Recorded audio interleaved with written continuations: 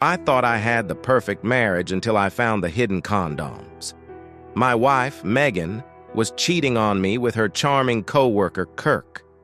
I couldn't believe it, so I secretly poked holes in every single condom.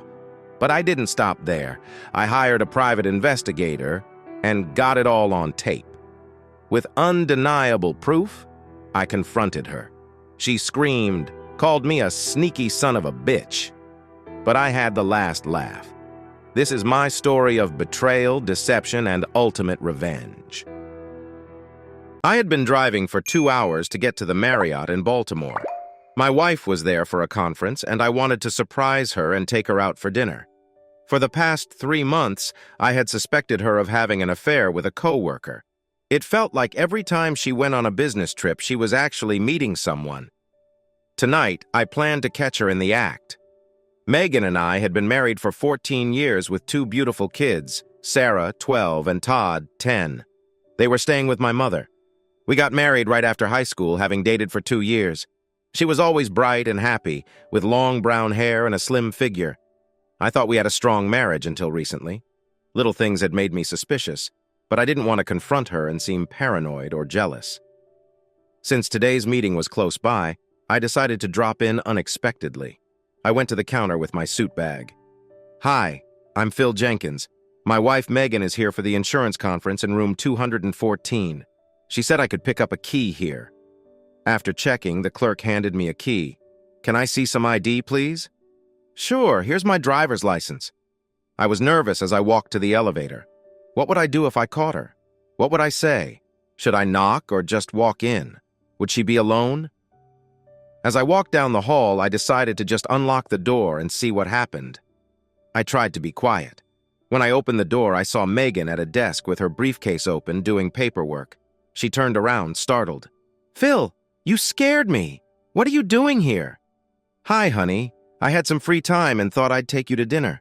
"Great. Are you staying the night? I could use some company." She walked over and kissed me. My plan to catch her cheating had failed. "Do we have time for a quickie before dinner?" I asked hopefully. "I need a shower first, but how about some fun before I shower? Then we can have all night after dinner." Megan undressed and sat next to me. I was relieved she wasn't cheating. I loved her and didn't want to lose her. After a short session, she went to shower. I needed aspirin for my headache, so I checked her toiletry case. I didn't find any pills, but found a pack of 6 condoms. After Todd was born, Megan went on birth control pills, but they made her sick, so I got a vasectomy. We hadn't used birth control since then. Why did she have condoms? Realizing she was cheating, I poked holes in the condoms with a safety pin and put them back. While she was in the shower, I called a friend. "Freddie, it's Phil. I need a favor. Call me in an hour and say there's an emergency at the school. I need an excuse to leave." "Got it. I'll call at 7. I didn't want to spend the night with her and regretted our earlier actions. I needed time to think. When Megan got out of the shower, I fought the urge to confront her. I felt hurt and angry, but stayed calm. By the time we reached the dining room, I was depressed. "Order anything you want, dear. I can expense it." "I'm not very hungry. I'll just have the small fillet." "Same for me. How about a bottle of rosé?" After ordering, I couldn't help but ask, "Megan, are you happy with our marriage?" "Of course, I have a nice home, 2 great kids, and a husband who loves me. What more could I ask for?" "Sometimes I wonder if I'm doing everything I can to make you happy. I feel so lucky to have you as my wife." "Oh, you silly goose. Is that why you drove all the way here to see me?" "Well, I don't think you have anything to worry about. I am happy and content, and you're doing all the right things. A woman couldn't ask for a better husband than you." The waiter brought our dinners, and we made small talk throughout the meal. Just as the plates were being taken away, my cell phone rang. I excused myself and went into the lobby so I wouldn't disturb any other diners. I waited a few minutes and then went back in. That was Freddie. "A water pipe broke at the school. I really have to get back there as soon as I can. I'm sorry, but I have to cancel our night together." There was a look of disappointment on Megan's face. I couldn't tell if it was real or not. It didn't matter if I stayed or left. She would still get what she wanted. As we were getting on the elevator, Kirk Langford was getting off. Kirk was the coworker Megan often traveled with. "Oh, hi, Megan. I stopped by the room to see if you wanted to get some supper, but there was no answer. I see why now. He held out his hand. "Kirk Langford, and you must be Phil. Megan talks about you all the time." Phil came down for the night, but an emergency came up and he has to go back. Guess I'll have to sleep alone again tonight. It was hard, shaking hands and faking a smile. As we rode up in the elevator, I had to bring up what was bothering me. "Megan, I really want you to quit your job, and I'd feel better if you weren't working with Kirk. We've discussed it before, and it's important to me." "Phil, I told you, I have no intention of quitting my job. I like what I'm doing, and I'm learning a lot from Kirk. You have to get over this paranoia you have about Kirk and me." We went to the room, and after a quick kiss, I picked up my bags and left. On the drive home, I couldn't stop thinking about Kirk stopping by Megan's room after supper. By the time I got home, I was a wreck. I had started to hate my wife for what she was doing to me. I wished I could figure out a way to catch her cheating, but I was clueless. Divorce was what I really wanted, but I didn't have enough proof. I felt defeated. My wife was cheating on me, and I couldn't do anything about it. I needed help. 2 days later, Megan came home, smiling like a schoolgirl. I could tell she had a good time, and it made me angrier. I checked her bag and found one condom left. It still had a hole in it. Saturday was the company picnic. At least the kids would have fun. I wasn't looking forward to it. I felt like some people at the company knew what was going on, and I felt paranoid. Megan was having fun socializing, especially with Kirk. They weren't doing anything inappropriate, but they were definitely close. I was being ignored, which was fine by me. "Hi, I'm Janet Langford. You must be Phil Jenkins." She was stunning. I was confused. I thought my wife was great, but Janet was like a pin-up model. "Oh, I'm sorry. You caught me daydreaming. Hi, it's a pleasure to meet you. Can we go someplace and talk? Maybe somewhere without kids and noise?" "Sure, let's walk down by the lake. No one will miss me." "Me either." We found a bench near the lake and sat down. "I'm all ears. What do you want to talk about?" Janet hesitated. "This is difficult for me. I don't know how to bring it up. It's a delicate subject." I knew she knew. "Is it about the affair between Kirk and my wife? I just found out this week." Janet seemed relieved. "I've known for about 2 months. I'm getting ready to file for divorce, but I need help. I hired a detective, but my lawyer said I'd have a better case if Megan would testify or sign a statement about the affair. What kind of proof do you have?" "I have photos and taped phone conversations. No videos yet, but the photos are good. I also have times and dates. I can try to help. I'm not sure how, but I'll work on it. Do you think your lawyer could help me with my divorce using your evidence?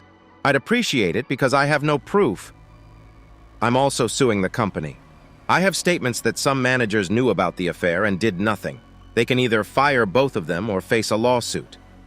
"Wow, I'm impressed. Mark is playing golf tomorrow morning. Can you come over mid-morning? He should be gone until late afternoon. I can show you what I have and we can figure out what to do. I live at 206 Hemlock Avenue in Crestmont." "Okay, it's a date. Not really a date, but you know what I mean." We both laughed. I felt comfortable with her. We walked back to the picnic area. No one missed us. I felt a lot better. Maybe this mess could be resolved. I sure hoped so. As expected, the next morning, Megan told me she had some shopping to do and would be gone for a couple of hours. After she left, I dropped the kids off at my mom's and headed to Cressman. Janet met me at the door, and we went into the den. There was a nice leather couch, and a large computer monitor on the table showed a picture of an empty motel room. She motioned for me to sit down. "I have beer, soda, and wine. What would you like?"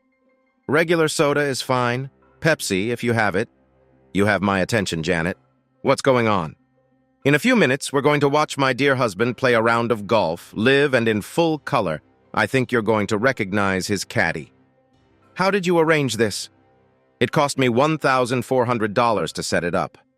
It better be worth it. Kirk is going to pay for it. This will last about 2 hours, so get comfortable. I have popcorn and nachos to help us pass the time. I'll be getting a DVD of the whole session and we'll give you a copy. I don't really want to see this, but I wouldn't miss it for the world. Let the show begin." We made small talk for about 20 minutes. She showed me the information she had collected about the affair. I was amazed at the photos, tapes, and documents she had. I was also crushed because now I knew for sure what Megan was doing. Janet had 3 large koi ponds in the backyard. I asked if I could bring the kids over sometime to see them. She seemed pleased and said she would love to have them come by. Just then, there was action on the monitor.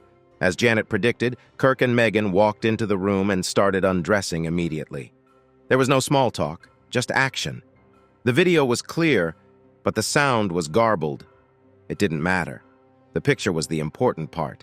I felt uncomfortable sitting on the couch with a stranger, watching my wife and her husband having sex. "Wow, you don't see a body like that very often," Janet commented. I smiled but didn't know what to say. Watching my wife have sex was awful. "Janet, do we have to see all of this?" "I take it you don't want to watch." "Not really. Watching my wife with another man is unpleasant, and I feel uncomfortable watching it with you." "Well, it's all being recorded for the lawyers. We don't have to watch it. The plot is pretty predictable anyway." "Are you going home?" "Actually, I was hoping you could show me your koi ponds. That would be more interesting than 2 hours of this." Her eyes lit up. She jumped up, and as we walked to the back of the house, I could hear Megan reaching her first climax. I couldn't help thinking that I was going to have a better afternoon than my wife. The 3 fish ponds were wonderful. I was fascinated by the pumping and filter system since I used to be a plumber before working at the school. Kirk didn't help her with her hobby, and she had to hire people to work on the pipes or pumps. I offered to help her anytime Kirk was playing golf. I wasn't trying to hit on Janet, I just wanted to learn about the koi ponds, but spending time with her was a plus. After a few hours, we went back into the house. The motel room was empty, so I figured it was time to go home. Janet promised to call when Kirk had another golf game so I could bring Sarah and Todd over. The next few weeks were difficult. Every time Megan took a shower, I checked her bag. There was always a new supply of condoms. I couldn't figure out when she was using them all. I carried a safety pin on my keychain to poke holes in them. I expected Megan to visit her sister on the evenings after Kirk had a golf game. The kids would tell Megan about their visits to the koi lady, but she never seemed interested. She didn't connect Kirk's wife to the koi lady. She seemed relieved I could keep the kids occupied while she was having sex. I made 2 more attempts to get her to quit her job and stop seeing Kirk. Both times, she refused, and the second time was nasty. I also made excuses to avoid sex with her, and she responded with digs about my masculinity. It stung, but it made what I was doing easier to justify. Finally, on a Tuesday night, she dropped the bomb. "Hey Phil, I'm feeling really stressed. I'd like to take a few days off work and visit my sister for about a week. Can you watch the kids while I unwind?" "Hey, I understand. You've been working a lot of overtime and late nights. I think it would be a good idea for you to relax. A trip to your sister's is better than a year with a shrink. Go ahead and have a good time. I'll take care of everything. I'm glad you understand. All the extra work is for the family, but I think I might have overdone it." I had a hard time sleeping that night, thinking about all the things I had to do the next day. I was glad this moment had finally arrived. Megan's sister Nancy and her husband Brad lived about 3 hours away. Brad was an okay guy, but he was a complete pushover. When Nancy said jump, Brad jumped. The interesting thing about their town was that it had 2 abortion clinics. I had their names, addresses, and hours of operation. I also knew the terms of service for each of them. Both required a 2-day waiting period. So the earliest Megan could have a procedure was Friday. Assuming her first appointment was Wednesday, I figured she would try to get it done quickly to have a few days to recover before coming home. That gave me about a day and a half to get my plans in place. After Megan left for her trip, I started setting things up. I explained to my parents what was going on. It was hard to admit I had failed as a husband, but they understood and offered their support. The kids enjoyed staying with them, and Dad's truck would help move Megan's things out. The lawyer would have all the paperwork ready for me to pick up on Thursday morning. Janet's paperwork was also ready, and she planned to serve Kirk at the same time I served Megan. I felt I should give Megan one last chance to make things right, but I didn't have much hope. Dad and I spent the rest of the day packing Megan's things. Thursday morning, after a 3-hour drive, I arrived at the first clinic. It was a dead end, leaving only one more, the Family Planning Center. I approached the receptionist with as much confidence as I could muster.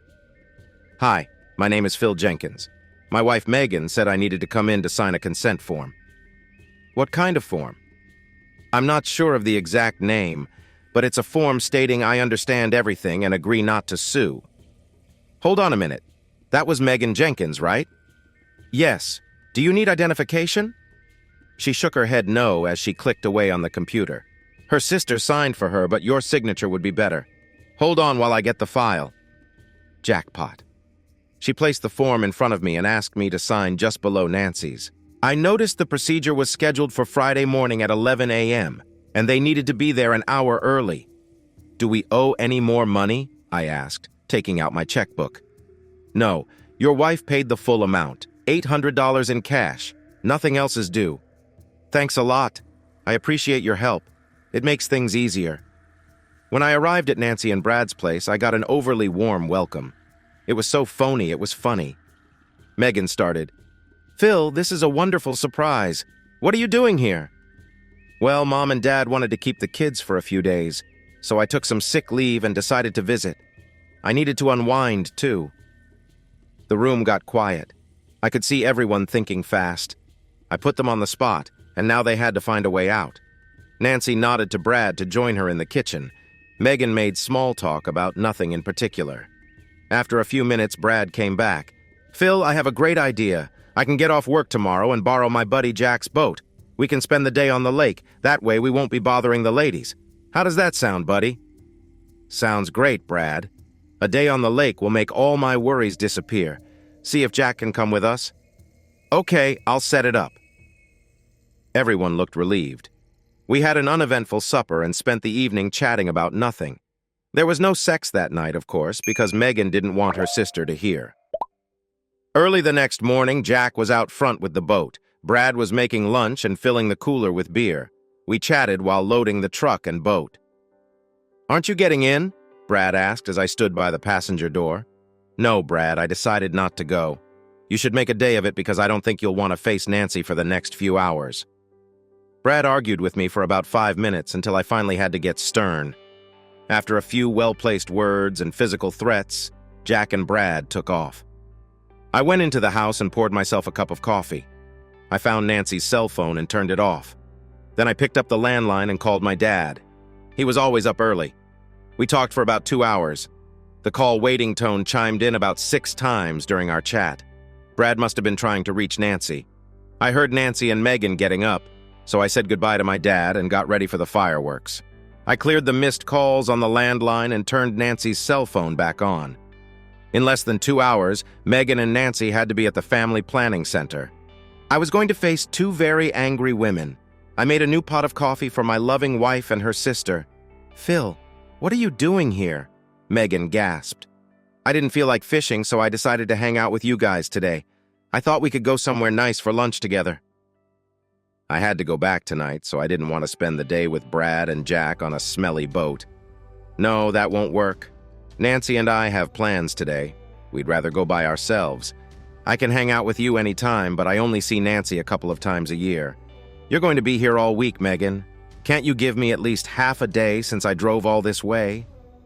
Nancy picked up her cell phone and went out of the room, dialing as she left. Megan slumped in her chair like she'd been hit by a truck. We could hear Nancy yelling at Brad over the phone, like he'd done something terrible. I felt sorry for the guy, but he married her. Phil, I don't want to get nasty, but Nancy and I really don't want you tagging along today. We have our whole day planned, and it doesn't include you. Okay, tell me what you're planning, and I'll decide if I'll stay out of your way.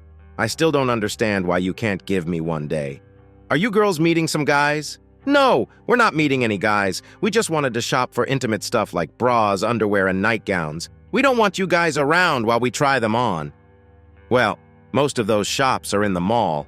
I can keep myself busy while you're in the dressing rooms. I'll tag along and stay out of your way. For lunch, I'll take you somewhere fancy to make up for the trouble. Nancy stood in the doorway, glaring at me. Megan could see she couldn't reason with me and seemed ready to give up. Both were still in their housecoats. Finally, Megan stood up. I have to get dressed. As she walked out, Nancy looked at me. You're a real jerk, you know that? She followed Megan upstairs. About 20 minutes later, I saw the landline light up. Someone upstairs was making a call. They had an hour to get to the center. I wondered what to do if they tried to leave without me. I decided I would just follow them. 20 minutes later, they both came downstairs. Okay, Phil, let's go shopping, Megan said with some attitude. It was easier than I thought. The upstairs call must have been to reschedule the appointment. They probably thought they could wait until I left. I insisted on taking my car so they couldn't ditch me. I pulled into a gas station, filled the tank, checked the oil and water, and cleaned the windshield. I took my time. They both sat fuming. At the mall, I parked far out so we'd have a good walk. Inside, I left them alone but kept an eye on them. They didn't seem to have any fun, talking and making gestures. They bought a few things to show they'd been shopping. I tried to stay hidden but kept them in sight. They had serious discussions. The appointment time passed. I had succeeded in delaying the inevitable. I knew Megan would still get the procedure, so I didn't plan to interfere further. Shortly after noon, they came back to the mall's center court where I said I'd meet them. We went to Olive Garden for lunch and got back to the house around 2 p.m.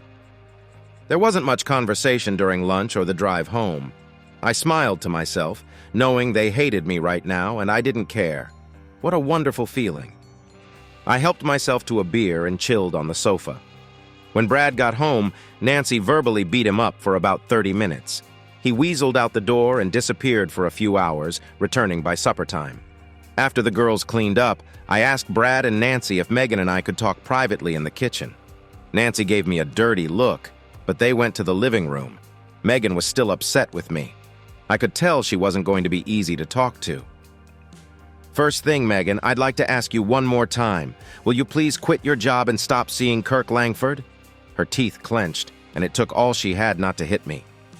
I don't want to hear that ever again. I'm tired of you bringing it up, and I won't waste time answering. You know the answer. It's the same and won't change. Either talk about something new or leave. I reached into the manila envelope and pulled out a legal-sized envelope. Okay, I've asked you 10 times in the last 2 months, and each time you refused. I have no other choice. Megan, these are divorce papers. Just sign them and mail them in. There's a self-addressed, stamped envelope included. If you want a lawyer to look them over, feel free. She glared at me and leaned across the table. You can't divorce me just because I won't quit my job or stop being friends with who I want. If you want a divorce, you need a reason, and you don't have one. It's time for you to go home and get yourself together. I am your wife, and I'm not giving up my home or my family just because you don't like my job. I reached into my manila envelope and took out a stack of photos. I put 6 pictures of Megan and Kirk on the table. Did you have sex with him? She stayed silent, so I placed more pictures of them together on the table. As I added more, she started yelling. Stop it! Just stop it! Okay, I get it. You've been spying on me, you sneaky son of a bitch. Why didn't you just confront me like a man? No, you slither around taking pictures like a pervert. You make me sick. Just then, my cell phone rang. Hi, Dad. Okay, 10 minutes would be fine, thanks. As I hung up, she asked, What was that about? My dad is bringing your stuff here to Nancy's place. He should arrive in about 10 minutes. The locks have been changed on our house. If there's anything we forgot to pack, let me know and I'll get it to you. She just sat there, not speaking. Here's the title to your car. I've signed it over to you. In this envelope is half of the money from our bank accounts, about $1,200. I've arranged for you to have visitation rights with the kids once a week and an overnight stay once a month. If you're willing to make a statement attesting to the affair and have it notarized, it might help you get better terms in the divorce. Oh, by the way, I also have a DVD I didn't get to show you. It's from your visit to the Scandium Motel on May 10th. It's 2 hours long and shows everything you and Kirk did that day. As I picked up the photos, I said, I didn't take any of these. I didn't care what you were doing, but I didn't like being made a fool. Lastly, I'd like you to have this. I took a safety pin off my keychain and slid it across the table. What's this? That's the pin I used to poke holes in all your condoms for the last 2 months. Did you know you used 48 rubbers in the last 2 weeks alone? Kirk sure is a lucky guy. You miserable weasel. That's the most disgusting thing I've ever heard. No, the most disgusting thing is cheating on your spouse. I may be a jerk, but you're a cheater. Sorry, I have to go. Dad just pulled up. By the way, you never said you were sorry. You never apologized for what you did. You don't deserve to be married to me. Goodbye, Megan. Enjoy your abortion on Monday. She finally started crying as I walked out. Nancy ran in to comfort her, and Brad followed me to the porch. What the hell are you doing, man? Brad grabbed my arm. You two have been married for 14 years. You can't just throw that away over a misunderstanding. Misunderstanding? Brad, why did my wife come to visit you and Nancy? He looked at his feet for a few seconds. Sorry, Phil. Let me help you unload the truck. We unloaded the truck in about 10 minutes. Megan was crying in the kitchen the whole time. I didn't know why she was crying, and to be honest, I didn't care. Kirk and Megan were both fired from their jobs the next week. Megan refused to sign an affidavit, but the lawyer said he had a strong case without it. I didn't hear from Megan after that night.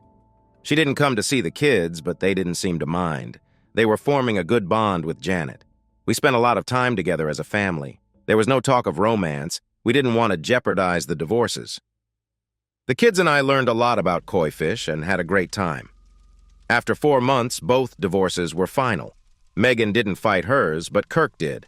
He lost the house, all the investments, and had to pay a large monthly alimony.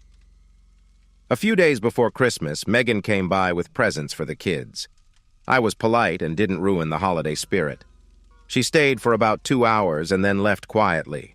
We didn't talk about the divorce or the affair. I put the house up for sale, and 2 months later we moved in with Janet. Kirk took a job in Omaha, and Megan went with him. 4 months later, Kirk disappeared without telling her where he was going. Megan moved back in with Nancy after Brad left for a job on the Alaskan pipeline. 2 months later, Nancy received divorce papers. I'm sure the two sisters are good company for each other. Janet and I are comfortable together. She adores the kids, and they feel the same about her. We plan to get married in June and spend every moment we can preparing for the honeymoon. Thanks for listening to One Infidelity Hit. If you liked what you heard, don't forget to hit that subscribe button and drop us a like.